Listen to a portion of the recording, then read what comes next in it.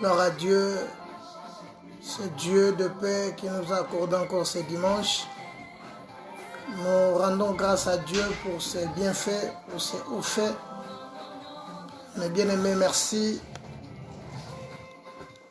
Merci à tout le monde. Merci à nos frères, merci à nos sœurs.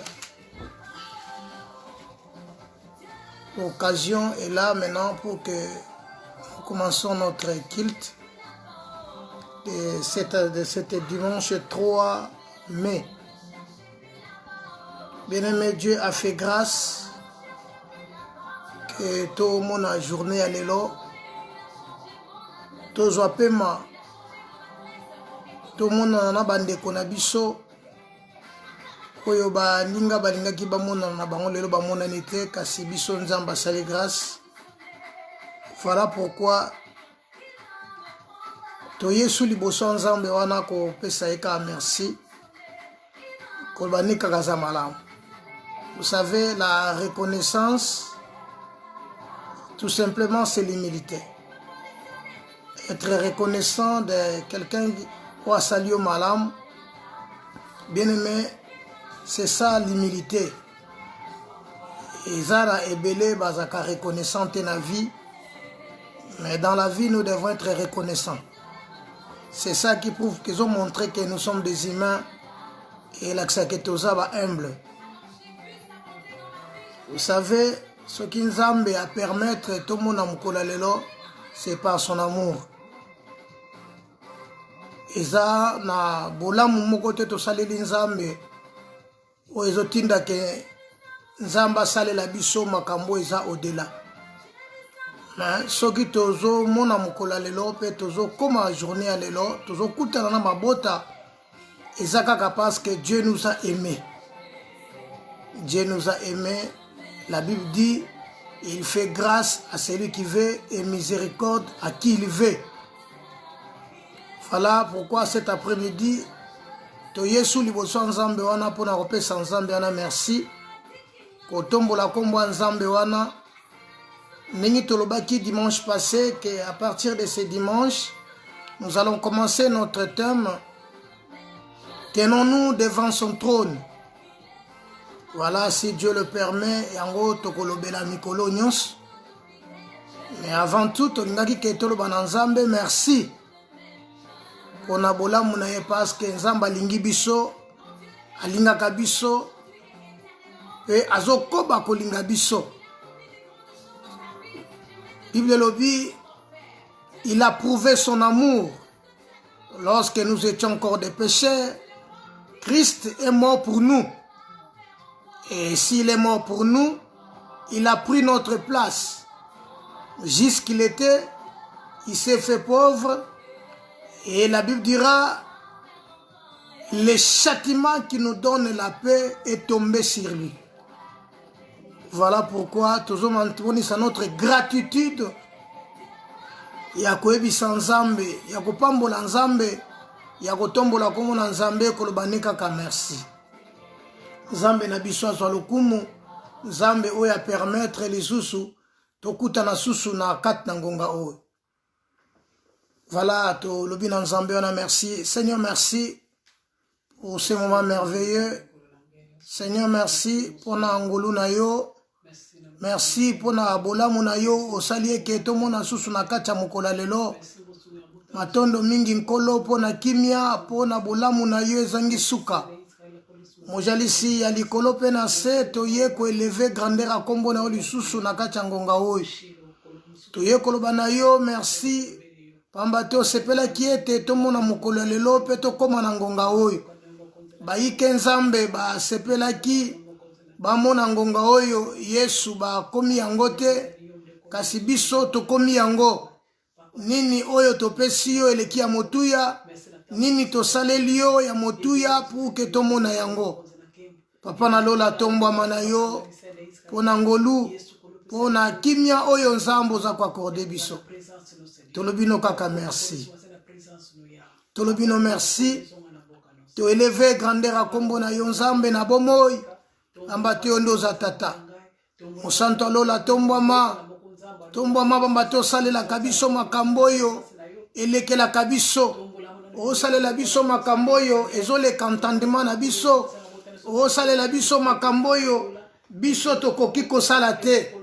Yango toza reconnaissant papa na biso ya koya liboso ya tabernacle na yo ya koloba noko za nzambe. Otombwama na yo seko na seko. Otombwama nzambe pona bolamu na yo. Matondo mingi nkolo, matondo mingi, matondo mingi nkolo Yesu matondo. Oh Yesu matondo mingi nkolo. Yawe nanga nzambe matondo mingi nkolo Yesu matondo. Oh yo kumisa malelo. Yesu nanga ya kumisa mankolo Yesu yoku. Oh Bwana yo zwalo kumu papa. Yesu nanga ya zwalo kumu kolo Yesu yoku. Konkolo tone tolio lelo. Kona maso salito netolio kolo Yesu tone tone. O kumama to pambolio papa. Sambe zwalo kumoto pambolio kolo Yesu to. To sanjolio kolo. O zanzambe yonkolo Yesu to. Sambe na biso to sanjoli yonkolo. Bonganite aya yonkolo Yesu to. O to pamboli yonkolo. Jova kolo Yesu to pamboli. Onkolo toku misiyo papa. Ozanzambe kolo Yesu toku. Kumama yawe tone toliyo lelo. Ozanzambe onkolo Yesu tone. Zambe na mawato kumisiyo papa. Kumama ya onkolo Yesu toku. Kumama kolo Yesu kumama ya winanga. Kolo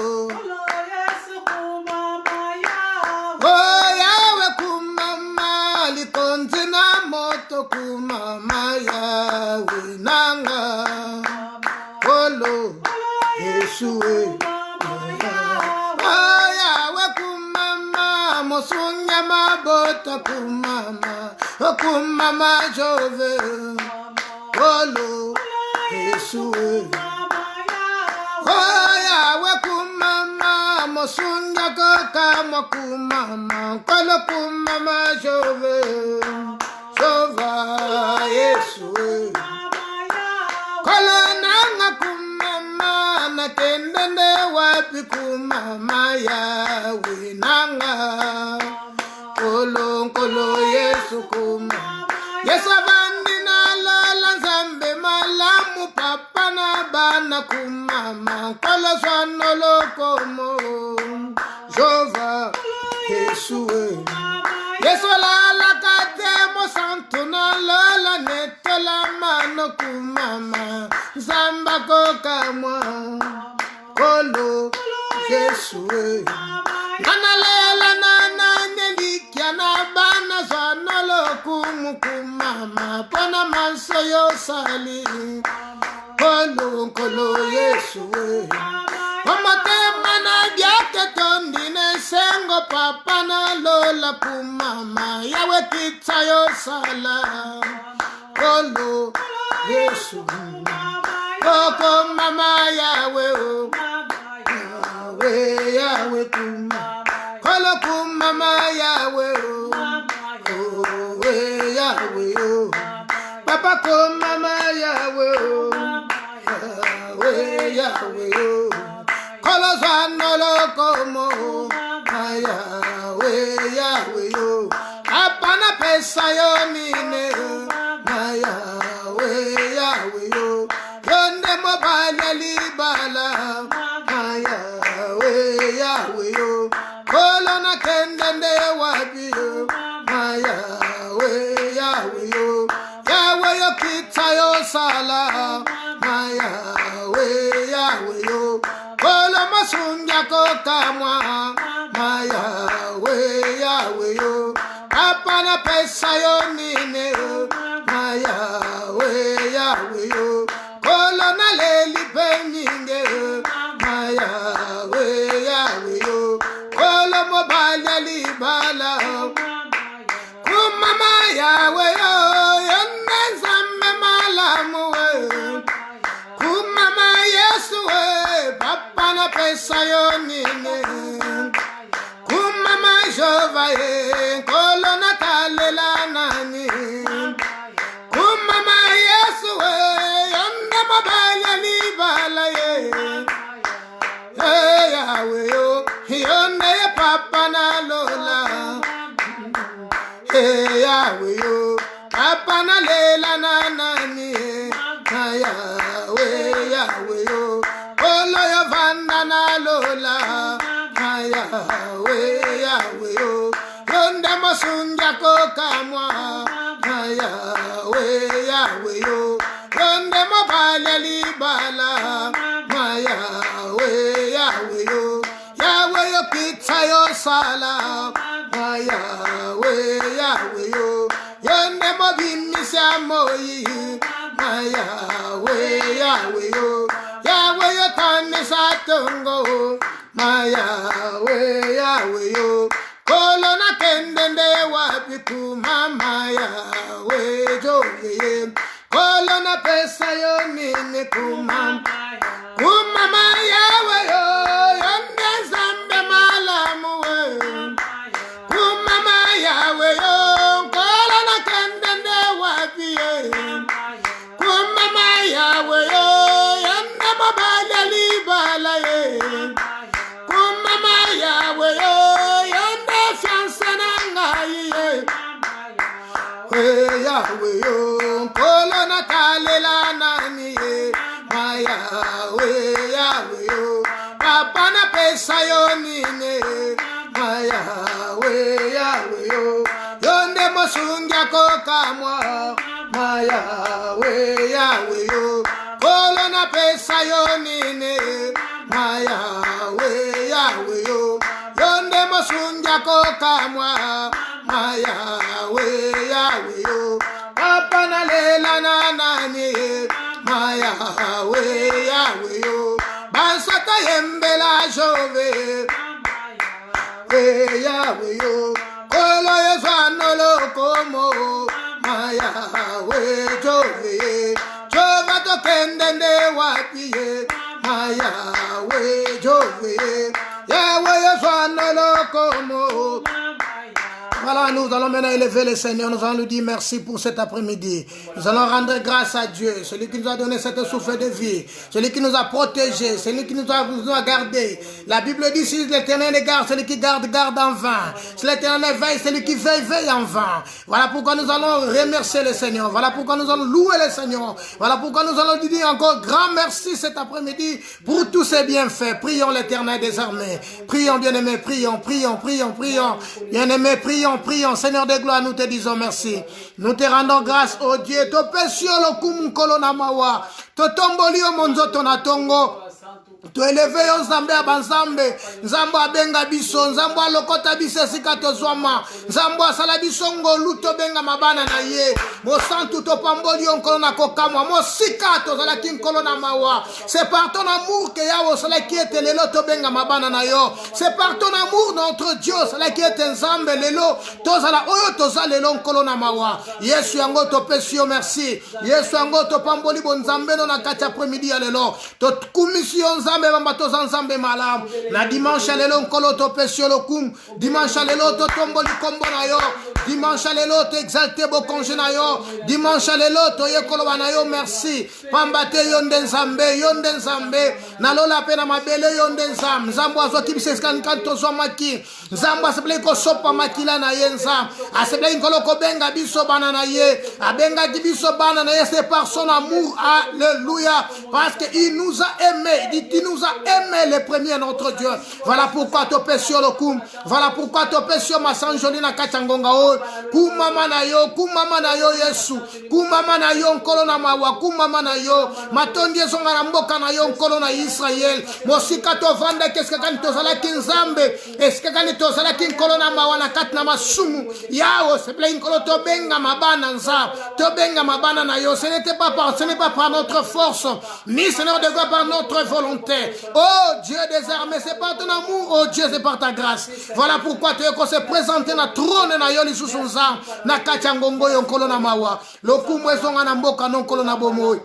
Yahweh kumama na yo. Oh Yahweh kumama nkolo Yesu yo kumama. Oh Yahweh kumama nkolo Yesu. Oh yo kumama zali zambe. Kola kopa kumama zali zambe. Mama papa na lole. Kumama zali zambe. Mama kola miracle. Kumama zali zambe. Zali zambe. Kumama zali zambe. Mama papa na lola. Kumama zali zambe. Mobile libale. Kumama zali zambe. Omakasi na biso. Kumama zali zambe. Oyelonga na bane. Kumama zali zambe. Yahweh yo zali zambe. Kumama zali zambe. Mama papa na lole. Kumama zali zambe. Omakasi balemba. Kumama zali zambe. Oyelonga na biso. Kumama zali zambe. Yeyele kabasante. Kumama zali zambe. Yenaka chamabote. Kumama zali zambe. Onaka chineklesia. Kumama zali zambe. Yeyele kanabiso. Kumama zali zambe. Onaki melawape. Kumama zali zambe. Yeyelonga na bane. Kumama zali zambe. Yahweh yo zali zambe. Kumama zali zambe. Yeyelonga na biaka. Kumama zali zambe. Elika na biso. Kumama zali zambe. Etotale la nane. Kumama zali zambe. Ebolinga motema. Kumama zali zambe. Yahweh yo zali zambe. Kumama zali zambe. Ona kimela wat. Ngana yembeli yo Yahweh. Jova. Ngana sanjoli yo Jove. Kumama zali zambe. Ngana netoli yo Jove. Mama papa na. Ngana kimela nde wapyo. Oyo kumama Jovana. Ngana kimela nde wapyo. Kumama papa na. Ngana talela nde nanye. Kumama Jovana. Voilà, nous allons élever le Seigneur, celui qui a pris notre place sur la croix. La Bible dit, lui qui n'a point connu les péchés, il est devenu péché à cause de nous. Bien-aimé, pendant notre culte, oh bien-aimé, remercions le Seigneur, prions le Seigneur, rends-lui grâce, il a pris ta place. La Bible dit, les châtiments qui nous donnent la paix tombent sur lui. Prions l'Éternel des armées, priez, priez, priez, priez, bien-aimé, priez. Ne regarde pas seulement ces vidéos, mais priez ensemble avec nous. Priez, bien-aimé, priez, priez. Le Seigneur a besoin de t'écouter. Le Seigneur a besoin de toi cet après-midi. Voilà pourquoi, bien-aimé, nous sommes là cet après-midi pour rendre grâce à Dieu. Pour rendre grâce à Dieu dans cette première jour de la semaine que le Seigneur nous accordait. Oh Dieu des armées, tu es ko tombola yonza, tu es ko bénir l'œuvre et à croix, Seigneur de gloire. Alléluia. La Bible dit, oh Dieu des armées, toi qui n'as point connu le péché, tu es devenu péché à cause de nous. Voilà pourquoi nous te rendons grâce. Je bénis l'œuvre de la croix. Je bénis l'œuvre de la croix, Seigneur, là où tu as effacé nos transgressions. Seigneur de gloire, merci. Seigneur, merci. Seigneur, merci. Seigneur, merci. Merci, merci, merci, merci. Merci parce que tu es infiniment grand. Batata na biso batuma benzambe na Israël. Bayebi kopesa biloko kitoko epai bana na bango. Nkolo na mara combien plus forte raison yo Yesu Masia. Nzambo azwaki biso esiko zwa biso. Nzambo afutaki nyongo na ngai nkolo na mawa. Nzambo asepelaki kobenga ngana benga mamwana na ye. Yawe ne kulusu Seigneur baki tout est accompli. Voilà pourquoi na ye kotombola bonzambe na yo nkolo na kacha ngonga oyo. Voilà pourquoi na ye kotombola bonzambe na ngongo yo nzambe. Na ye kotombola kombo na yo Yesu. Je salue ton nom, je bénis ta présence, oh Dieu. Je salue ta présence, oh Prince de paix. Yahweh soit béni, Yahweh soit béni, Yahweh soit béni. Yahweh soit béni, Yahweh soit béni. Loku mwezonga na mboka no nkolo na mawa. Loku mwezonga na mboka no moyenge bene mo santu. Kumama na yo libela na libela. Bobele yo, bobele yo, bobele yo. Bobele yo mosusu azate nzambe, bobele yo. Papa na mabota nyonso eza bobele yo nkolo. Oya liba kozwe sika na ngabia kanzambe na Israël. L'autre fois païen, Seigneur de gloire, sans vie, oh Dieu, privé na cité Israël. Alléluia, par ton amour, Seigneur de gloire. Ya ozwe sika na biso nkolo na mawa. Toko pesa yo nini nkolo na koka. Na kokoka nisa yo na nani. Yo jali elonga nanga. Yo nzambe. Alléluia. Nakokoka misa yo na nini. Yo jali esengo nanga. Hallelujah. Yo nzambe na. Oh likolo. Likolo na se egumba mela yo. Yo nzambe. Yo nzambe na. Oh likolo. Likolona se egumba mela yo. Yo zambe nanguya. Alléluia. Bien-aimé, kene kokumisa kakanza. Likolona se sengele kumi. Pour me dire, la créateur yasi et de la terre et sous la terre. Yende zambe. Voilà pourquoi ne kokumisa ye. Pour la osala kata libota na yo. Osala na kacha vina yo. Osala nyonso na kacha bomo ina yo. Bien-aimé, kumisa nzambe pone yango. Pambate nyonso na sena moi oi. Et sengeli kumisa ye. La Bible dit nous sommes créés par lui et pour lui. Voilà pourquoi nous allons élever le Seigneur. Élève le Seigneur ton Dieu. Élève le Seigneur ton Dieu. Seigneur, nous te disons merci. Seigneur, nous te disons merci. Oza likolona nyonso nza. Likolona senzambe kelamina yo. Likolona senzambe yondo keliango. Likolona senzambe yawe za evre maboko na yo. Papa yango na tomboli yonza. Papa yango na pamboli bonzambe na yo. Kumama na yo seko na seko nkolona mawa. Pambola mana yo pona bola muna yo. Lokumu na nkembwe songa na mboka na yo nzambe malam. Tikatoloba na yo merci. Okumama seko na seko. Yonde nzambe. Yonde nzambe. C'est toi qui me délivras de mes adversaires puissants et de mes ennemis qui étaient plus forts que moi. Alléluia. Yahweh yango na tomboli yo. Alléluia. Il m'a mis au large. Il m'a sauvé parce qu'il m'aime. L'Éternel t'aime. Le Seigneur nous aime. Oh Dieu. Yango papa na biso na lola totomboli kombo na yo. Lokumwezonga na mboka no konna kokam. Nzambo makamwa binene Seigneur de gloire. La Bible dit le ciel rencontre la gloire de Dieu et l'étendue manifeste l'œuvre de ses mains. Le jour en instruisant un autre jour, la nuit en donne connaissance à une autre nuit. Ce n'est pas un langage, ce ne sont pas des paroles. Alléluia, alléluia, alléluia. Le jour instruit un autre jour et la nuit en donne connaissance à une autre nuit. Bien-aimé, louez le Seigneur. Bien-aimé, louez le Seigneur. Louez le Seigneur car il est bon. Louez le Seigneur car il est merveilleux. Louez le Seigneur car sa miséricorde dira toujours. Car le jour instruit un autre jour. Oh, la nuit, bien-aimé, en donne connaissance à une autre nuit. Bon, moi, yo bien-aimé. Personne s'en mêle au kumu pone yango. Tombolanza, tombolanza.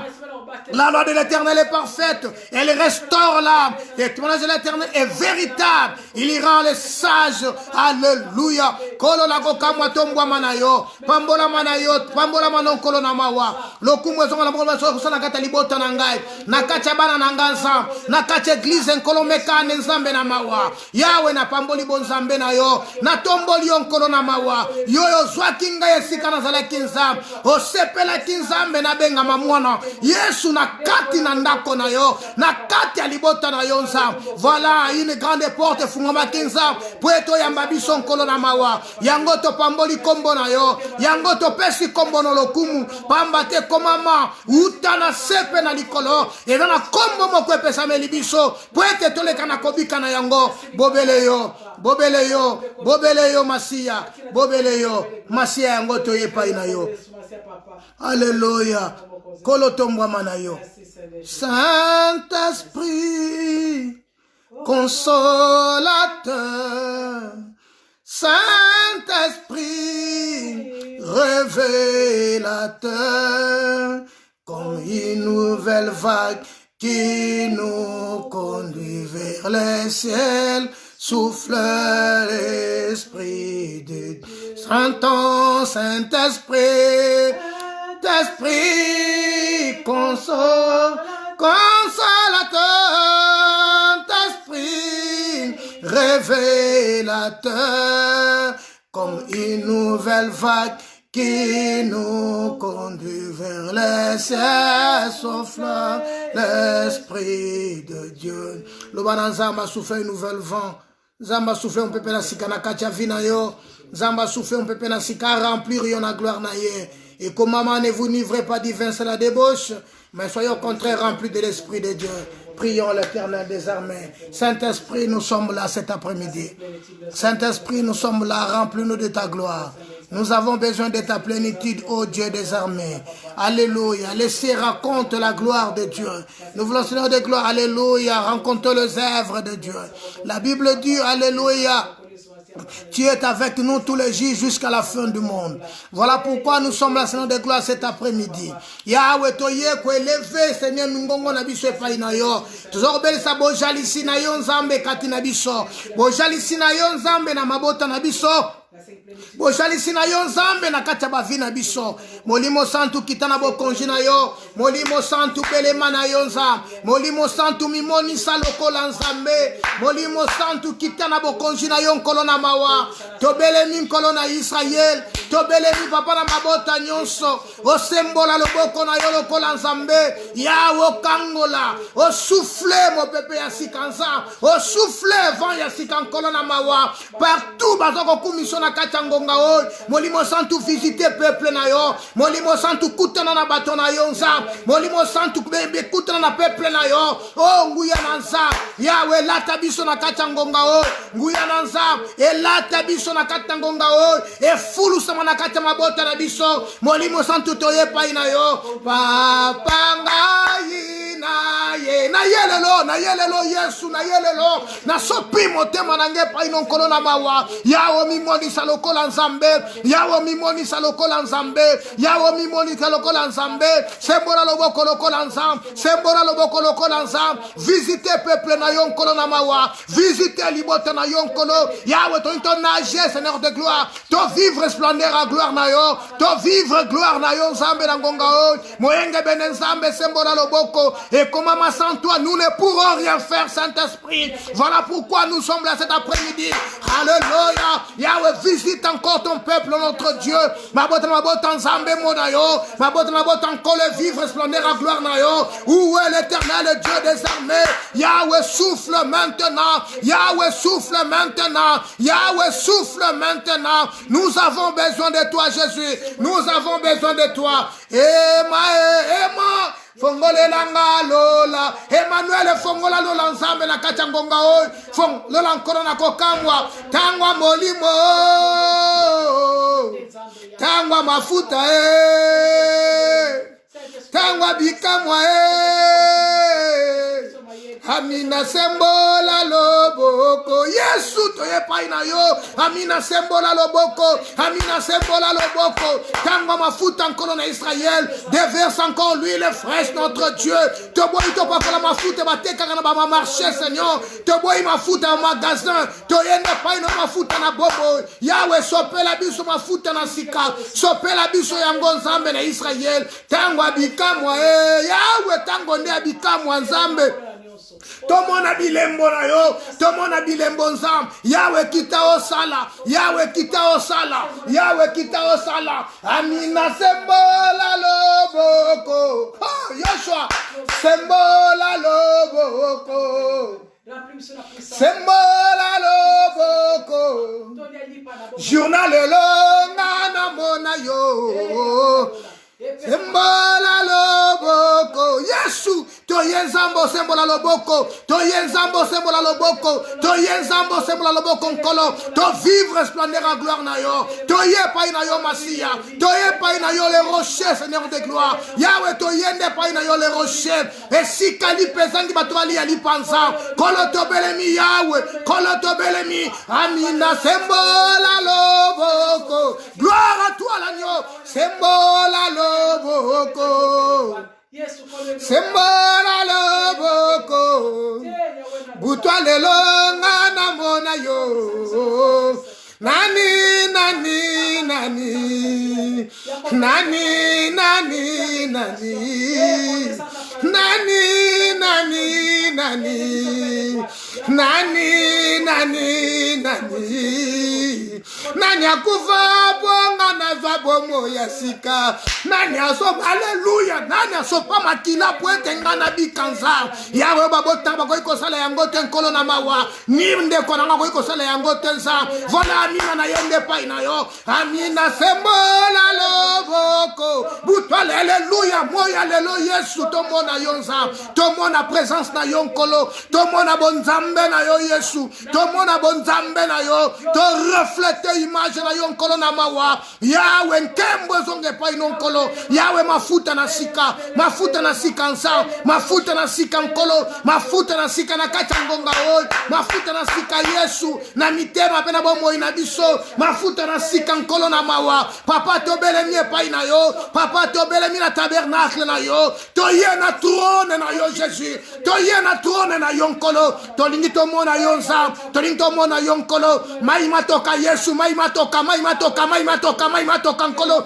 Maima toka. Maima toka. Yahweh, Yahweh, Yahweh. Nous voulons vivre encore ta présence. Nous voulons vivre encore ta gloire, notre Dieu. Déverse encore lui, notre Dieu. Alléluia, alléluia, alléluia. Que l'esprit de la révélation, mon Dieu, mon roi, que la gloire de Dieu se manifeste encore cet après-midi. Que la gloire de Dieu se manifeste, souffle encore une nouvelle vent. Souffle encore notre Dieu, souffle une fois encore Prince de paix. Souffle encore le Seigneur de gloire, souffle notre Dieu. La Bible de notre Dieu, tu es avec nous, Jésus. Tu ne laisseras jamais orphelin. Alléluia, alléluia, alléluia. Amina sembola loboko. Amina sembola loboko nzam. Amina toyende pa ina yo. Tobele mie pa ino kolona kokamwa. Yahweh sembola na yo loboko. Yahweh sembola na yo loboko. Yahweh sembola na yo loboko. Mimoni sakaka lokola nzambe. Zala nzambe na ngongo yo kolona mawa. Zala nzambe tango nyonso moyenge bene. Zala nzambe ada ko mimoni sabako kambali bota na ye. Zala nzambe ada ko orienter peuple na ye. Zala nzambe nkola ko fungula lola likola mabota. Mabota nyonso emona yo nzambe. Na enkeko ya mpasi nzambe na Israel. Tobele minde pa ina yo moyenge bene. Yahweh sembola loboko. Yahweh kangola Yahweh na Israel. Bikisa babeli nzambe na mawa. Yonde makasha balemba nkolo. C'est toi les yeux de l'aveugle. Le béki déboîté, oh Dieu d'Israël. Yahweh na mawa. Tobele mina trône na yonkolo.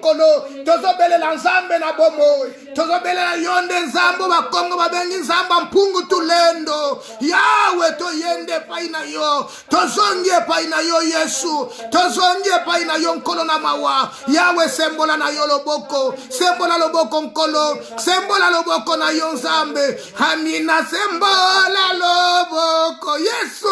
Hallelujah. Sopa mafuta nzambe. Sopa mafuta nkolo. Sopa mafuta Yahweh. to bomba mande epai na yo. Yahweh to zipa mankolo epai na yo nkolo na Israël. N'est-ce pas toi qui as déclaré entrer par la porte étroite? Yahweh to yene kuke na yo nzambe. C'est toi les portes des brebis Saint-Esprit. Voilà pourquoi to pousse epai no consoler mitema bana na bato. Consoler mitema bana na bato nkolo. Dans ces derniers temps, bel espoir et silinza. Et bel abandonné condiment nzambe suite ma circonstance ya vie. Et bel suite ma kambo mabala. Ebele suite à ma kambo ba église. Ebele suite à ma comportement ya basali yawe ebele babwaki kondima. Kasi biso toye pa na yo nkolo toye comme malibota na yo Yesu. Nkolo kanisa bango nyonso wana nzambe na biso na kati ya ngonga oyo. Yawe bakoko tia moko te libanda. Molimo santu kende ko kutana na bango. Molimo santu kutana na bango nzambe na mawa. Kutana na bango yawe batalela bato te yawe batalela bobele yo. Ona se peliko salela yo mobiki koyo mobiki siena esengo nani pesi mobima onkolo Yesu kamata. Hallelujah.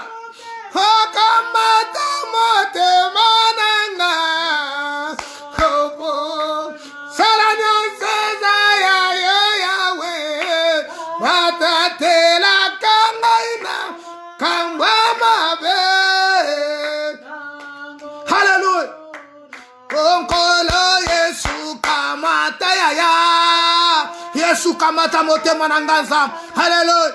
Hallelujah. Hallelujah. Oh Yonso bo salanya seza ya yawe batela libota nkolo na bomoy makamwa mabe na ngolu na yo ona se peliko salela yo mobiki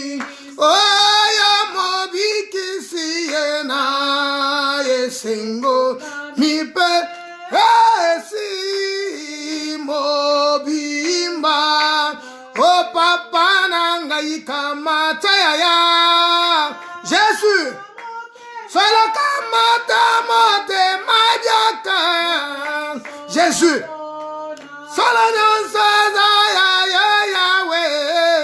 Yahweh sikato zala kinzame sikato komi nkolo batela biso na mabe Yesu. Yele me bana okaba motema ne pa ina nzambe. Banda komi bonze pa ina nzambe. Banda komi bonze pa ina nzambe. Yele me nenke koya mpasi oyo nzambe. Malgré ba confinement oyo, moment ba confinement oyo. Yesu la moment ya réflexion pona yo. Et la moment ya ko réfléchir pour to zonge pa ina nzambe. Tala bolembu na yo te. Tala siko koya kite. Kasi zongande pa ina nzambe. Zongande pa ina nzambe. Naza ko inviter au bien-aimé. O zonge pa ina nzambe. Réfléchir, alléluia. Le Seigneur viendra, il ne tardera pas. Bien aimé, zonge pa ina nzambe. Mo santo lola toyende pa ina yo. Sembola lobo kwa mina. Yahweh tobele minkolo na mawa. Topusanye pa ina yo Yesu. Topusanye pa ina nkolo na mawa. Yondo za lansam. Oh, alléluia. L'Éternel, je n'ai ni un cœur qui s'enfle, ni de regard autant. Alléluia. Je ne m'occupe pas de trop de choses élevées pour moi. Alléluia. Yesu yango na yende paina yo. Yesu yango na yende paina yo kosopa motema nanga. Kosongisa motema nanga nzambe paina yo. Et Seigneur, écoute ma voix. Que tes oreilles soient attentives à la voix de mes supplications. Alléluia. Si tu gardais les souvenirs de mes iniquités éternelles, et ce n'est qui pourra subsister. Alléluia. Kolo yango na se retrouver encore liboso na yo nzambe. Na ye na demeure sainte na yo nzambe. Kospa motema nango kamata motema nanga nzambe. Alléluia. Yawo tambusha biso. Yawo kamba biso nzambe. Yawo zala nzambe. Yawo zala nzambe. Yawo zala tata biso zala bana na yo. Mo santo lola tobele nzambe pai na yo. Zala na yo mokonzi. Zala na yo nkolo. Zala na yo tata. Admirable Dieu puissant. Papa yango tolobino merci.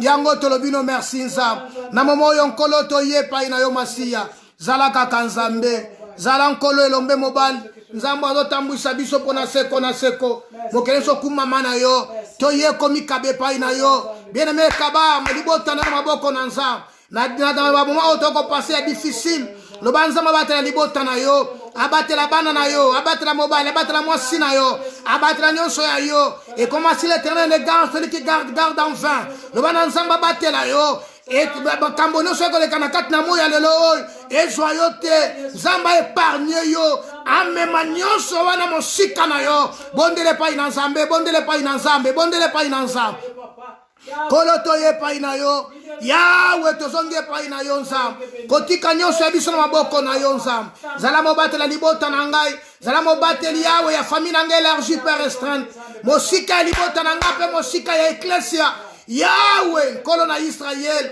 mupepe nyonso ya covid oyo nzambe na Israel kolo zala mobateli mopepe soki kotambola se na moi oyo nzambe éteindre libota na yo te et comment vous me servirez je bénirai votre pain et je guérirai votre pays Emmanuel nzambe pambola lipa na biso pebikisa mboka na biso nkolo na mawa moko ezali mitema na biso oyo eza bomoi na biso ekomama alléluia. Une ville est élevée par la bénédiction des hommes et droits. Voilà pourquoi biso toye pa ina yo nzambe yango tobeleme pa ina yo toye ko pousse na tabernacle na yo nzambe tala mabe ya baninga na biso te tala mabe ya batute nzambe tala mabe ya bana na yo te kolokanisa kotala bango na ekulusu esika kani nzambe na Israel ozwaki esika na bango tala bango na se ekulusu makeleli kotanga yawe po ete bango baleka na kobikisama mosantu yo nde na sauver a peuple banda ko sauver libota na yo banda ko kanisa po na peuple na yo nzambe na occasion oyo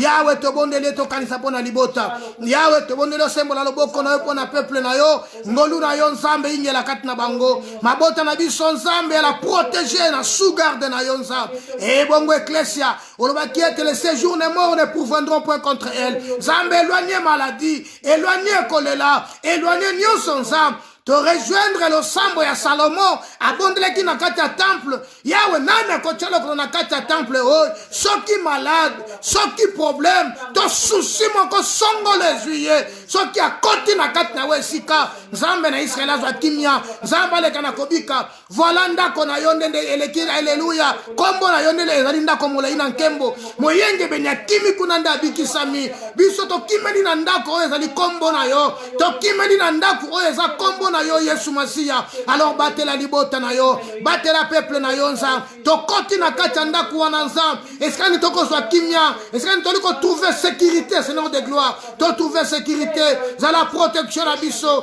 protection ya bandeko na biso protection ya mabota nyonso bato nyonso yawe batombola kombo na yo nzambe ensemble na biso yawe yo ndo zala eleve biso tokita na biso masi yango toyende pai na yo kanisa bana na bato nzambe na kati ya ngonga oyo sembola loboko no lokola nzambe tu es le bon berger et tu prends soin de tes brebis voilà masi yango tozongi ne pai na yo tolobi na yo kaka merci pour na moma oyo tolobi no kaka merci pour na kimia tolobi no kaka merci po tozoyanola biso nkolo ntango nyonso ozoyoka biso nkolo mpe ozoyanola biso topesi kombono lokumu masiya tokabele sumu oyo nzambe na maboko na yo zala nzambe akokamba biso zala nzambe akoyoka biso zala nzambe akomema biso nzambe sikoni komema biso ekomama yo nde les bons bergers prendre soin de ses brebis alors biso toye pai na yo nzambe alléluia ozopesa biso nourriture na temps favorable Emmanuel merci merci notre Dieu ozo protéger biso nzambe yawe na bavi na biso nzambe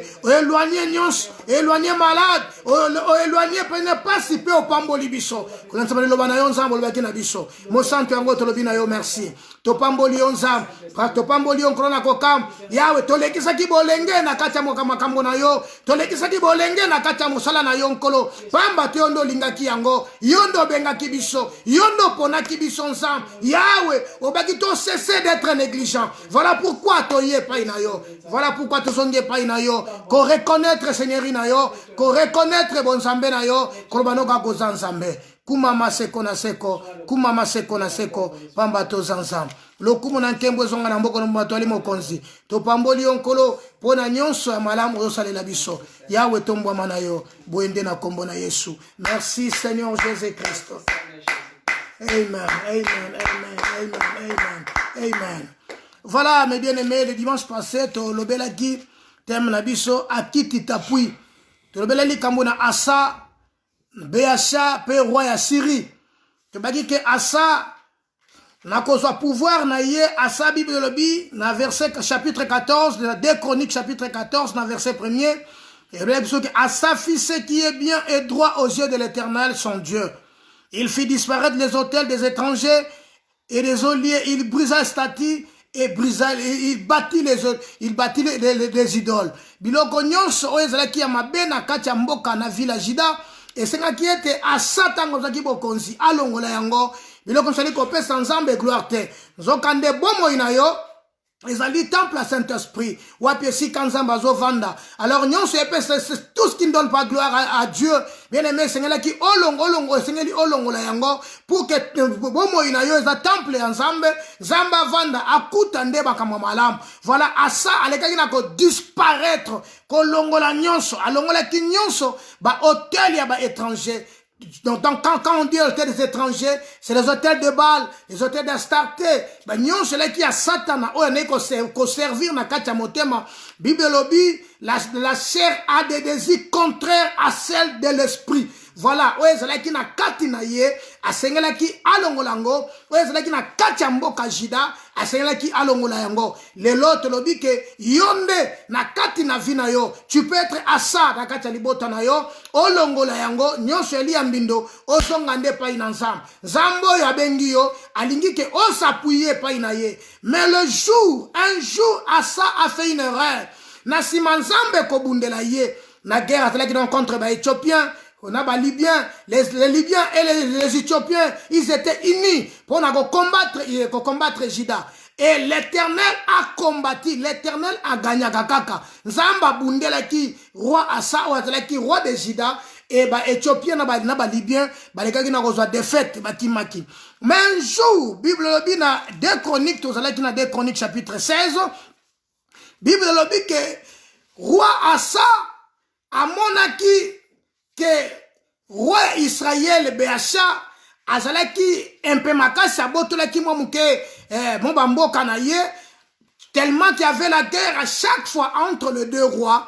Voilà maintenant roi Béacha roi d'Israël asalaki na ami na ye obane ko solo la ne malam ba aida kayena ba bitumba to soutien na ye ezalaki roi de Syrie. Et maintenant ezalaki plaisir na kana roi Asa Azwaki li kanisi a détruit roi Israël et pour bien le détruire et sengela ki a s'allié à sa alliance na roi ya Syrie. Et voilà, cela déplut à l'Éternel des armées, car la Bible dit quel rapport y a-t-il entre le juste et le méchant, entre le ténèbre et la lumière. Et voilà maintenant le roi Asa a kendaki kosangana na roi ya Syrie afuta ki apesa ki ebadon Bible obi ce qui est grave azwa ki yango na kati ya temple ya Nzambe nyonso leki fo ezalaki trésor na temple ya Nzambe azwa ki yango na oyo azalaki na yango pona kende kopesa ko corrompre en quelque sorte qu'on corrompre mon clerc yangwana qu'on corrompre roi ya Syrie pour que akabonana ndeko na ye akabonana muningani azalaka na ye pour que akoma allié maintenant il y a roi Asa pour que bakene ko combattre roi Béacha roi d'Israël. N'explique ki biso pourquoi roi ya Juda na roi ya Israël. N'explique que c'était ezamboka moko mais à cause ya péché ya Salomon et tindaki ke nzamba zwa mokano akabola mboka wana et asalaki likambo telefona nini atikaki Juda parce que Juda na kati na Juda et Jérusalem atikaki yango à se souvenir qui seulement na David parce que David est moins des kopela tango nyonso. Comprenez que la Bible dit David Dieu l'a appelé l'homme selon mon cœur. À cause de l'alliance wana Zamba selekina a David alliance moko perpétuelle alliance moko ya libela na libela et ko katana te. Alors tango Salomon asali mabe akeko bala mwasi ya égyptien akeko bala bikolo etindaki ke ase prosterner liboso banzamba bikeko abosanaki bolamu ya nzambe asalaki aye kotia bikeko ezongaki na kati na mboka cela eseplisaki nzambe te et voilà nzambe alakaki ye na kokabola nini kasi akusala yango na nsima ya liwa ya Salomo etango Salomo akufaki par là Roboam nde azwaki pouvoir mwana ya Salomo voilà que nzambe prophétie oya lakaki il fallait maintenant prophétie wana s'accomplir to promesse oyo nzambe alobaki s'accomplir et kokokisama tango Roboam mwana ya Salomo azwaki pouvoir voilà mwana Salomo akei guerre na mwana Asa awuti na kati ya lignée ya Salomo to ya David aza mwana na bango awuti kuna nde esika bitumbe continue kobunda entre Israël na Juda mais ce sont des frères baza bandeko bango nyonso bawuti na tata moko Jacob kasi à cause ya mabe etindi ete nzambe azwa mokano atiaki kota Israël batikali na 2 tribus na 2 tribus Juda atikali na tribu moko vale komaki Israël capitale nango Samarie et Juda capitale nango Jérusalem. Voilà bien aimé tolobela ki likambo akiti tapui il faut s'appuyer pa inanzam. Tango moto ako s'appuyer pa inanzambe nzamba tika moto te nzamba obwa kote malgré difficulté kokozala bien aimé makambo ko semble noir ko kanisa lokola ke nzamba zo yokote ko kanisa lokola ke nzamba zo monote ko kanisa ke ba difficulté de travers ba moto traverser parfois ba ke nzamba zo kanga tete Dieu se souvient toujours de son alliance Zamba kanisa kaboyokani o asali na ngona moto Nzambe boso asali na boyokani bien aimé même si ça tarde Bible lobi attends là zela yango asa azala ki trop pressé ya okende kobunda bitumba ye moko. Or la chair ne sert de rien mais c'est l'esprit qui vivifie. Nzoto etinda ki asa mena akende ko sala mabe elongola ki na nzela ya nzambe. Voilà tobaki lelo toko telema toko banda enseignement autontolobela tenons-nous devant son trône. Bien aimé, to telema na trône pourquoi? Ba difficulté koko sala. Voilà tobaki ke Asa roi d'Israël atiki nzela ya nzambe parce qu'amoni ke etumbe telemi makasi. Amoni ke munguna azali. Ok munguna on c'est son frère. To bosani ke prophétie lobi. Enenya liboso ya yo e ozala kaka bato libota na yo. Nde kwa bosana ki makambo yo akei kobundisa kaka bandeko na ye. Or kwa kobundisa te souvenez-vous qu'un jour Israël a outi en Égypte. Tango azobima esengela ki akota na libota moko akende po akende kobundisa bango. Bien aimé nzamba ebisa ki eboy. Bokoki kobundisa batu wana te parce que baza ba frère na bino baza bana ya Esaü. Alléluia. Comme bazali bana ya Esaü, souvenez-vous que nzamba tchaki Esaü na montagne Seir. Mais azui Jacob atikiye na mboka keska kani Jacob azalaki na Kana. Mais kobima na bango tango bazobima balingi alingi bang ikanisna bango ba beta mbatu wala po baleka. Mais Dieu les interdit parce qu'ils ont le même sang. Baza bana ya mutu moko abiko salbo sala bango loko moko te parce que ceux qui bobundise bango na zala musina zala sima na binote. Ils étaient obligés babundisa bango lisusu te parce que baza makila moko. Mais asa ke ko bundisa beasha o yaza makila na ye. Na ina ebisa yoke na ba situation liko traverser. Ce sont des moments difficiles. Même les enfants bazo encore supporter en côté. Ce sont des moments difficiles. Mais sachez-le que la Bible dit, le monde est à Dieu, mais il est sous pouvoir du malin. C'est les malins qui dirigent. Mon qu'il est tamouissamier pas ina satana. Malgré toi banana nzam. Voilà pourquoi nzam ebisi biso boye. Akoti kata biso te mo komoto na libanda. Bien aimé, et comment entrer par la porte étroite? Bah, yo ba kota ki ne kuke wezali ya moke, bah koti na yango mokolo moko te moto moko ko campus. To moto moko ko lekana ko souffrir. Parce que nzamba akati na biso. Alobi vous boko sale la ngai nzambe, boko sale la ngai ya we nzambe, ngana ko pambola lipa na bino, pe na ko éloigner maladie kati na bino. Bien aimé, tango moto ko sale la nzambe, nzamba ko pambola eloko na yambo lipa na ye. Soki nzamba pamboli lipa na ye, nzamba ko longola malali, akolongola bokono, akolongola malade, quel que soit le nom de la maladie. Bien-aimé, souviens-toi que Dieu a donné le nom qui est souverainement élevé à Jésus-Christ. Jésus, il a reçu le nom qui est au-dessus de tout nom. Dans le but que bokono nyonso côté manakata vina yo, ce sont des problèmes. Mais nous avons un devoir de se tenir devant le trône de Dieu. Devant le trône de Dieu. Voilà, Asa, un jour, Asa est parti. Asa a Koufi. Tango Asa a Koufi, il n'y avait pas de choix. Maintenant, on a 2 Rois chapitre 18, on a 2 Rois 17, pardon. Josaphat, son fils, a régné na place ya papa naye. Parce que c'est Ezra-ki royaume.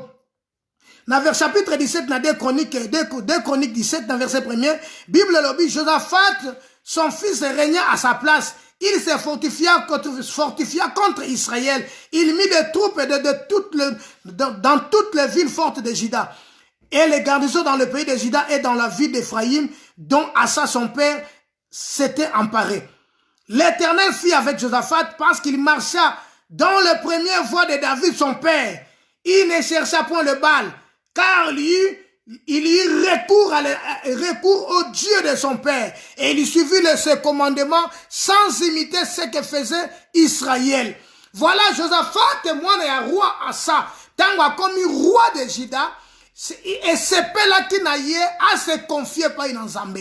Bible dit, il y recourt et pas une ensemble. Donc, il a compris que Asa, son père, bien aimé, parfois nous les parents nous faisons des choses qui sont horribles, mais je prie Dieu que mes enfants balana parfois trace oyongai na l'équité banzelo ongai na tambolité. Voilà, Josaphat son fils quand aye na pouvoir et l'homme par liboso Josaphat aye alukina nunzam azolukanzam amizongi se pa inanzambe. Josaphat atali makambo tata na yeba salakite atali banzela tata salakite aboyi banzela o baboti na yeba salaki, mais a choisir nzela oyo ya sengeli alanda. Vous savez, nous sommes dans des familles oyo tolaki ba ignorant toyebi ndenge babota mate toyebi ndaku bakota te toyebi te. Voilà pourquoi Bible lobi lakisa mwana nzela alanda tango azana ino muke we soki akoli akolekana kobunga nzela ntakotenga mate. Bien aimé, or nos parents balakisa kibiso nzela nzambe te, nos parents basepela ki kolakisa biso banzela ya bikeko. Mais un jour, la Bible dit, si vous entendez sa voix, n'endurcissez pas vos cœurs, comme lors de la révolte dans le désert. Voilà, nous avons choisi Jésus, nous avons suivi Jésus, nous avons fait disparaître tout ce qui est du diable, tout ce qui est de l'ennemi, afin de s'accrocher avec Jésus. Voilà ce qui est important. Josaphat, il a fait recours à l'Éternel des armées. Il a fait recours. La première des choses, cet homme a fait un recours. Cet enseignement que nous allons suivre pendant au moins 3 semaines, bien aimés, nous devons nous tenir debout devant son trône. Parce que dans le trône de Dieu, il y a la vie. Dans le trône de Dieu, il y a la grâce. Dans le trône de Dieu, il y a la bénédiction. Dans le trône de Dieu, il y a le salut. Dans le trône de Dieu, il y a l'amour. Devant le trône de Dieu. Est-ce que tu es capable de se tenir devant son trône? Josaphat a sepelé qu'à tenir devant ton ensemble, mais abosana biloko batatane basalaki, abosana banzela batatane balekaki, abosana banzela bandekone balekaki, abosana nzela mama na ye alekaki, mais alanda nzela oyo nzambe alakisiye. Voilà, un jour Dieu dira à Abraham, quitte tes parents, quitte ta patrie, je te montrerai. Yoka, aebisi atika baboti na ye, atika ba famille na ye, yenzambe nde takotambu sena nzela kokende. Souvenez-vous que le père d'Abraham, papa na ye azalaki occultiste, asambela kabanzambe abamoy, asambela kabanzambe abikeko. Mais nzamba retiré na kati ya famille wana, abimise na kati ya famille wana, aebisi ke na ola action. Alors tika nyonso. Tika oya bango, tika libota na yo, bosana libota, kashonde landangai. Voilà pourquoi Sobaki boye, laissez le mort enterrer leur mort. Alléluia. Bien aimé, le temps que nous passons sur le moment très difficile, je te dis. Et ça, moment très difficile parce que tout le monde a maintenant prudent. Tout le monde a entendu la ekenge. Mais moi, je vous montre le chemin. Je vous montre le chemin. Oh, yonde ko kosunga biso. Oh, ko komema biso. Parce que moto ko komi batela te. O ko komi na porte ndako na yo, bien aimé ko komi batela te. Ce qui maladie jote liwe ko joyo. Parce que tout est permis dans le monde alelo. Tout est permis. Menga na zob soyo boy. Nzamba Israël. Josaphat na chapitre 17. Bible lobby. Azongi nanu asali recours et pas une ensemble. Donc on a recours, bazo comprendre que parfois jugement on est là qui m'a parfois là comment que ça qui m'a na kat na cela batambola ki yambwe te to lukanzambe to ça la recours ya kozonge pas une ensemble. Na ça la recours na zonga nanu pas une ensemble na tala bavonanga. Bible dit examinez-vous vous-même pour savoir si vous êtes dans la foi et prouvez-vous vous-même. Ce n'est pas seulement à prier, ce n'est pas seulement à gêner, ce n'est pas seulement à crier, mais le problème c'est de se prouver. Natala, est-ce que je suis dans la voie de Dieu? Le problème c'est ça. Le problème ce n'est pas d'aller crier. Le problème ce n'est pas de chanter. Le problème ce n'est pas d'aller dans le temple de Dieu. Mais le problème c'est de se réaliser que je me suis retrouvé dans le véritable temple qui est Jésus-Christ. C'est ça notre grand problème. Josaphat, il recourt à l'Éternel des armées. Azonge pa inanza. N'oublie pas 2 Chroniques chapitre 17. Josaphat a sali recours. Azonge pa inanza. Bien aimé. Parfois nos sentiments koko bomabiso.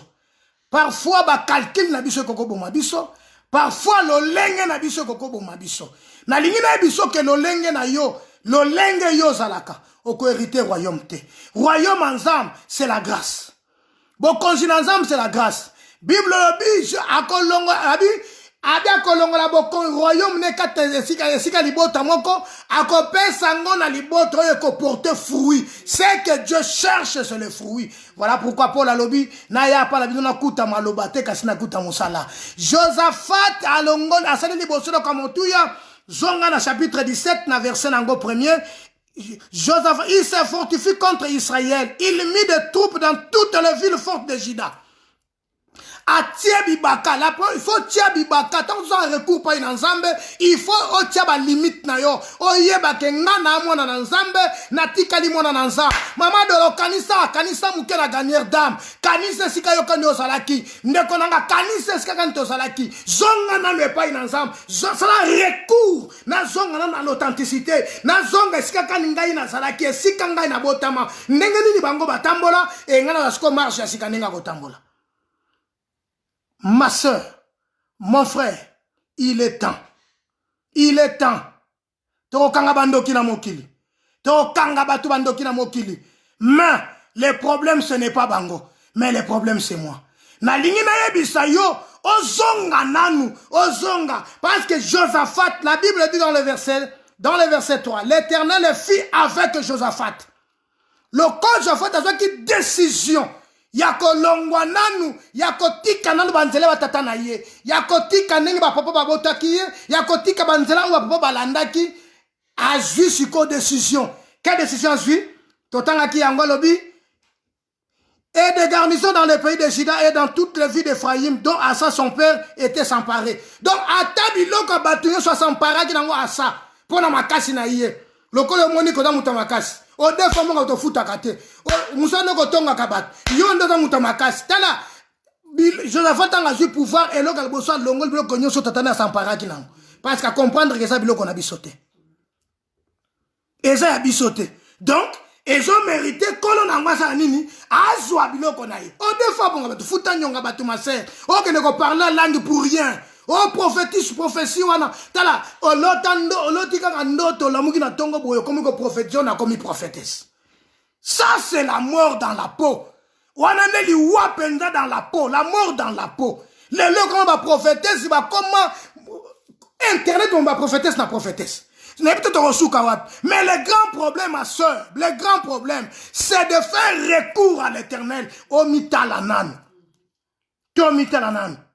Yemana nzembo ne bande kwa ibaka mosika na uti pene na kokende kotambola na kotambola Yesu ndeli sungi. Josaphat a pris des décision. Verset 3, le but maintenant, l'Éternel confirma. L'Éternel fit avec Josaphat, parce qu'il marchait dans le premier voie de David, son père, et qu'il ne rechercha point le Baal, car il y eut recours au Dieu de son père, et il suivit ses commandements sans imiter ce que faisait Israël. À imiter le côté bakokone basalaki. À imiter le côté banganga ya mboka no bakoma ekosala. À imiter le côté ya batu. Lelo okoma ko imiter na mutu. Ma soeur, et non seulement la kata mokili oyo, mon frère, yo ekoma ya yo. Te, Josaphat azwaki décision na. À imiter kaka Nzambe. Paul alobi, soyez mes imitateurs. Comme moi je le suis de Christ. Est-ce que tu peux être imitateur de Dieu? Tu peux être imitateur de Dieu. Josaphat a sali recours. Kosala ya sali recours. Et je pousse que Nzamba zana katina ye. Toko comme sika toko kende te. Toko kende kobonde la te. Les autres zo sambela bisambela sambela. Tozo gêné bi gêna gêna. Kutu na okamwa na Bible lelo. Na kamwa lelo na internet. Oka muto la gêne na ye a publié sur les réseaux sociaux. Ma sœur, tout ça la recours et pas une ensemble. Bible le bini pour nous gêner. Lorsque vous gênez. Matthieu chapitre 6. Na bataille, il faut commencer la bêtise. Que tout ça na nos recours. Tout zonganan. Tout zonganan. Bible le bini. Matthieu chapitre 6. Yo kanen malo. Tango za gongo gêner.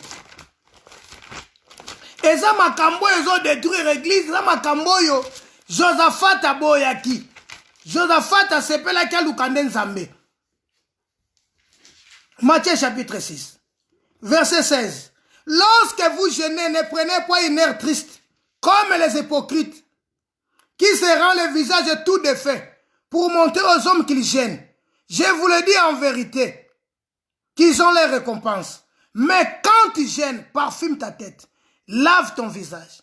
Verset 18. Enfin de ne pas montrer aux hommes que tu gênes. Mais ton Père qui est dans les lieux secrets. Et ton Père qui voit dans les secrets, te les rendra. Si tu as yo gêne na yo. O yo osale ya 40 jours. O yo ko publier biso ngona réseaux sociaux. To betelo maboko. Toto salani. Po gêne ezali kambona yo. Eza ngate. Ce qui te rejoignent l'église, te rejoignent en église. Dans les réseaux sociaux, ils ont des chrétiens te bagotarango. Mais lorsque tu fais ton jeûne, tanga malam. Pour le lobo, comment la traduction, non, wane salaki sacerdoce, salaki si, et la si service, et la si bo nazana makamboa na te menga so ba oye komama.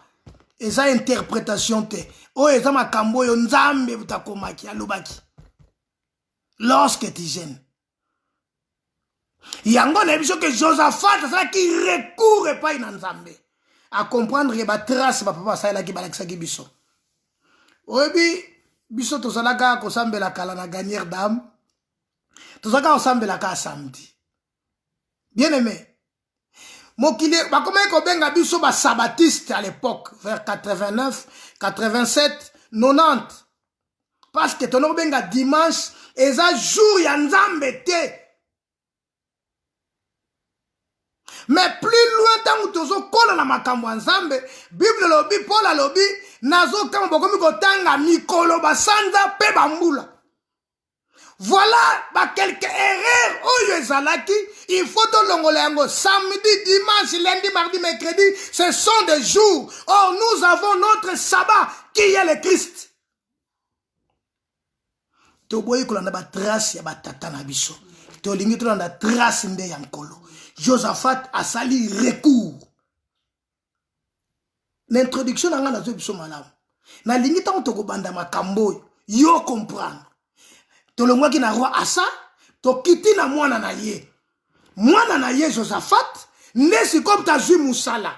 Et mwana na ye tanga zui musala, eloko liboso alongoli nanu nyonso ya mabe. Alanda nanu trace ya Nzambe. Bible lobi na mukanda moko na Nzambe, Deutéronome chapitre. Je ne sais pas si c'est Exode.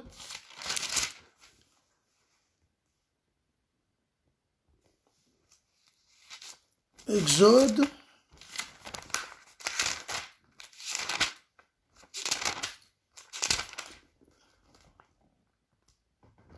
Yoka Exode chapitre 20, verset 1er. Alors Dieu prononça toutes ces paroles en disant, je suis l'Éternel ton Dieu qui t'a fait sortir du pays d'Égypte et de la maison de servitude. Tu n'auras pas d'autre Dieu devant ma face. Tu ne te proféreras point d'image taillée, ni de représentation quelconque, des choses qui sont en haut dans le ciel, qui sont en bas et sur la terre, et qui sont dans les eaux et sur plus bas que la terre. Tu ne te prosterneras point devant elles, et tu ne les serviras point. Car moi, l'Éternel, ton Dieu, je suis un Dieu jaloux. Bien-aimé, batanga ki makamona komaki na Facebook, nalobaki la jalousie de Dieu. La jalousie en Zambé, et ça c'est pour protéger. Dieu, c'est un Dieu jaloux. La jalousie de Dieu, ce n'est pas celle la jalousie des hommes. C'est différent. Car je suis un Dieu jaloux qui punit l'iniquité des pères sur les enfants jusqu'à la 3e et la 4e génération, ceux qui me haïssent. La jalousie de Dieu protège, mais celle des hommes fait la honte et étouffe. Bien-aimé, na lingine biso kenzamba lobi voilà eloko timi Josaphat a s'incliner devant Nzambe et alongola nyonso wana eza liboso oyo baboti na ye basalaki berer batatane basalaki berer bakoko na ye basalaki et se retrouver te kate na ye akendaki nanu kobondela Nzambe te yango nabaki na biso ke rentrez à vous-même mizongisa nanu kati na yo na kotelema na trône na Nzambe parce que Dieu est saint, saint, saint, saint, saint, saint, saint. Dieu n'est pas 3 fois saint. Non. La sainteté de Dieu n'a pas de fin. Dieu n'est pas 3 fois saint. Mais Dieu est saint, saint, saint, saint, saint, sans mesure, saint. Voilà pourquoi nous avons besoin que Josaphat a loukina nous sainteté ensemble. Bakongo balobi avant Nzamba batela yo moko mi batela. Makambo ezalaka te na Bible. Na parole Nzambe makambo ezate. Nzambe nde muta batela kamutu car il est le berger. Psaume chapitre 23. Jean chapitre 10. Bible qui écoute plus loin le Bible. Pamba bola mukaka bola la kareta, pamba bola mukaka tongo tongo pona koluka ya kolia. Pona ba oyanga na pesa ba onko le tongo bazana kati na ponki. Donc Dieu sait ce que tu vas manger les jours là. Sikoyo komi batela ndeni. Nzambe ye moko longoli likamba bisaka da abisaka ada na kati sobe na kati jardin alobaka na yeboy okolia na sourire ya fond na yo na fu ya front na yo Nzambe tanga ye pa David alobine ke ayebi eloko mutakolia na tongo pamba bonga bola mukaka arrêter bola arrêter bola mukaka avant. Voilà pourquoi Josaphat a eu décision ya kozonga bien aimé ya kozonga pa ina Nzambe la première des choses. Ba moment où il y a confinement, c'est ba moment où il y a réfléchir pour la foi na yo. Au réfléchir pour la vie na yo. Au réfléchir pour na yango, au tala lilo ndenge yoza. Et si le Seigneur vient, est-ce qu'elle a hérité royaume? Oyebi, na baki mikoleleki parfois isa malam batu baso kende église. Pour te yébiter la minute, tu vas te remarquez que même les lots bateaux semblent dans le bandaku, mais bateaux sont pour francs, bateaux pour francs de nanine. Dans les réseaux sociaux, numéro à compte. Tu comprends, il faut tout au kende, église au kende. Mais nga nazozongisa yo ke totelema na trône en Nzambe. Na trône en Nzambe o tozokende pour na présenter au trône en Nzambe, to comme na trône en Nzambe, il te faut une démarche à faire. Et cette démarche à faire, la première des choses, Josaphat azongi panzam. Que Dieu te bénisse pour nous lelo. Zama pambola yo dimanche prochain to continuer enseignement oyo parce que tango eza tango. Bien aimé nazo biso kaka ke zonga panzam. To suki na 2 Chroniques chapitre 17. Dans notre achevé de 18 était, dans ton quête poto de suka si quand to kende ko suka. Mais na etwendeli o na ebisio lo kaliboso, Josaphat a sali recours et pas une ensemble. Et tant que recours et pas une ensemble, il y a un bon de force. Nzambe siko akutani na ye. Nzambe abengiye. Nzambe siko akutani na ye. Ye siko fa ya nzambe. Donc, kozonga siko na kata nzela ya nzambe, ya ngonde likambo. Josaphat alongoli ba trace nyonso. Josaphat alongoli nyonso e bakoko basalaki. Josaphat alongoli banze atiki banzela nyonso bandeko bazali kotambola. Bakoko na ye, balibota na ye, mais asepeli nano a placé motema na ye liboso na Nzambe. Est-ce que tu peux placer ton cœur vers Dieu? Tu peux placer ton cœur à Dieu cet après-midi. Ozonge pa Nzambe. Et le dimanche prochain, bien aimé, nous allons continuer. Tenons-nous devant le trône de Dieu. Nous avons besoin de se tenir devant le trône de Dieu. Le trône de Dieu, c'est là où il y a la vie. Dans le trône de Dieu, c'est là où il y a la grâce. Dans le trône de Dieu, c'est là où il y a le miracle. Prions le Seigneur, prions le Seigneur. Prions le Seigneur, prions. Remerciez Dieu, remerciez Nzambe. Remerciez Nzambe, remerciez Nzambe. Le bon Nzambe, merci. Le bon Nzambe, merci. Le bon Nzambe, merci. Le bon Nzambe, merci. Dis-lui merci, dis-lui merci, dis-lui merci. Il est ton roi, il est ton roi. Il est ton roi, il est ton roi. Il est ton roi, il est ton roi. Il est ton roi. Dis-lui merci, dis-lui merci. Bonde la pas in ensemble, bonde la pas in ensemble. Bonde la pas in ensemble, bonde la pas in ensemble. Bonde le pas in ensemble, bonde le pas in ensemble. Zonge pas in ensemble, zonge pas in ensemble. Zonge pas in ensemble. Motema na yo me mangwe pas in ensemble. Motema no me mangwe pas in ensemble. Nzamba anango posa. Ana posa ya motema na yo. Ana posa ya makanisi na yo. Ana posa na yo. Yango Josaphat qui recourt pas in ensemble. Asali yango pas ya pasteur te. Asali yango pas ya prophète te. Mais asali recourt pas in ensemble. Aga na communion na Nzambe. Ayokana na Nzambe. Yambweta bondela. Yambweta bitumbe telema. Yamba bunda liboso na bunda la banguna. Liboso na zonge pas na moto atelangai. Bien me zonge pas in Nzambe. Bien me zonge pas in Nzambe. Bien me zonge pas in Nzambe. Bien me zonge pas in Nzambe. Zonge pas in Nzambe. Souviens-toi de ton Créateur pendant les jours de ta jeunesse. Souviens-toi de ton Créateur. Souviens-toi de ton Créateur. Souviens-toi de ton Créateur, ma soeur, mon frère. Souviens-toi de ton Créateur. Zonge pas in Nzambe.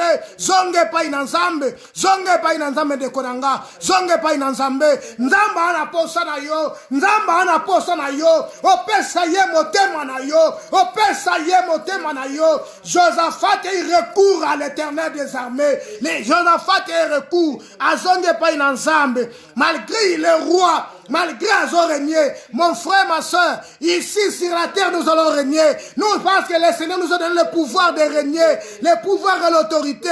Tu t'inquiètes pour rien, tu t'inquiètes pour rien, tu te tourmentes pour rien. Mais le grand problème c'est de rentrer à l'Éternel. Zonge pas in Nzambe, Nzamba kutana na yo.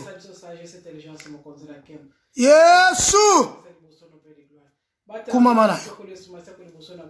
Kumamana yo mosanto alola. Tombwa mana yo. Tombwa mana yo nkolo na mao. Yahweh. Yahweh. Yahweh. Yahweh. Toi la posa na yo nkolo. Toi la posa visitation na yo. Toi la posa na yo Yesu yango to sopi miteme pa na yo. Yango to yende pa na yo. Yahweh na mawa. Banzela batata na biso baleka kinzambe biso to leka yango te. Banzela bango batambola biso tambola yango te Nzambe. Toi emprunter nouvel chemin qui est le Christ. Yes. Yango to ye pa na yo. Kamata motema nanga mobimba. Kamata motema nanga bi mobimba. Onkolo Yesu kamata. Kamata mo. Kola kamata motema nanga.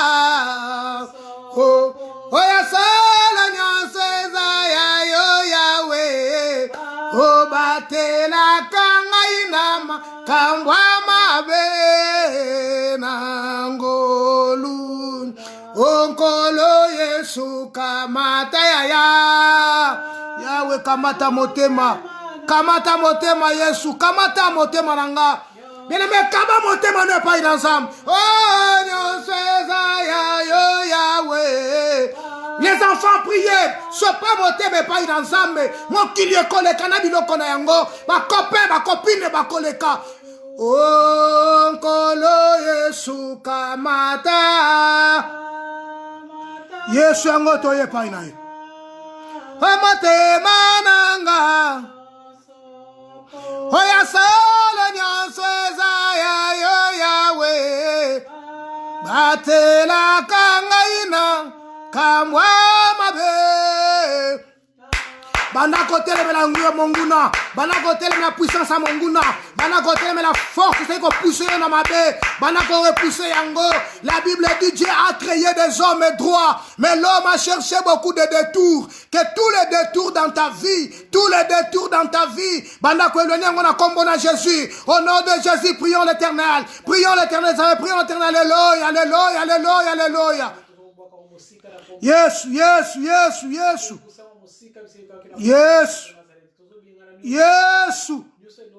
Yes. Toyende pa ina yo nkolo na bomoyi. To pusa ninde pa ina yo. Esengo na biso ya wozala nzambe na biso. Kolo to zonge pa ina yo. Kolo to zonginde pa ina yo. Kolo to pusa ninde pa ina yo. Kolo to yende pa ina yo lelo. Kolo to yende pa ina yo lelo. Toye kozonga muken kolo komanza sikato wuti. Kote ba to tamboli nzambe. To komi lelo na kati na wesika. Nous avons compris quelque chose. Seigneur de gloire. Ce n'est pas les temps, Seigneur de gloire, qu'on chapeauter partout. Mais le problème, c'est notre vie. C'est nous-mêmes, Seigneur de gloire. Yango to sopi mitema na biso epai na yo. Yango to yeko zonge epai na yo lelo. Kolo to ebanzila to kende. Kolo yambo ete to bondela. Yambo ete to kende sika to kende nzambe. Lelo to yengana ko zonge epai na yo. To yeko sala recours na biso epai na yo. Kolo yamba biso. Na pamboli libota obalandi ngai. Na pamboli peuple na yo. Na pamboli Seigneur de gloire makambo. Nzambe, inspirez biso encore de nouveau. Nous voulons Seigneur de gloire, oh Dieu, être devant ton trône. Toboy tout na li banda ya trône na yo. Mais osenga li sungi na yo nzambe. Yo ndeko ko sunga biso. Na pamboli moko na mokesi kazwami. Bolamu na yo nzambe batela biso na poso oyo. Poso yo nzambe na Israël. Bana ba ozonga ba classe. Bana partout ba kitoke ne ba misala. Nzambe batela. C'est toi qui es notre berger. C'est toi qui es notre protecteur. Yahweh sunga biso. Et l'eau comme côté nzambe comme la biso. Batela batona yo nzambe na Israël. Batela ecclesia. Batela basali na yo. Batela bana na yo. Nzambe sunga moko na moko. Koyoki sabiso sonite. Kumama na yo. Ndena kombo na Yesu. Merci Seigneur Jésus-Christ. Bien-aimé, acclame le Seigneur là où tu es. Pambola nzambe.